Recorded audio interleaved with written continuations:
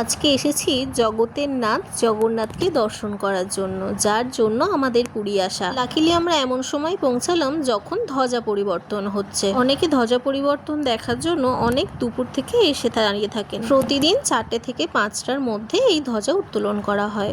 214 foot উঁচু এই মন্দিরের চূড়ায় সেবায়েতরা কোনো রকম কোনো রক্ষা ব্যবস্থা ছাড়াই এই লোহার শিকল বেয়ে উঠে যায় ওপরে। এটি অনেক ঐতিহাসিক একটি নিয়ম। এটাকে চুনারা সেবাও বলা হয় কোনো একদিন যদি এই মন্দিরের পতাকা চেঞ্জ না করা হয় তাহলে 18 বছরের জন্য মন্দির বন্ধ রাখতে হবে। আর চূড়ার এই পতাকাটির নাম পতিত পাবন ধ্বজা। ধ্বজা পরিবর্তন হওয়ার সাথে সাথেই জয় জগন্নাথ আর উলুধ্বনিতে গোটা মন্দির চত্বর গমগম করে উঠল।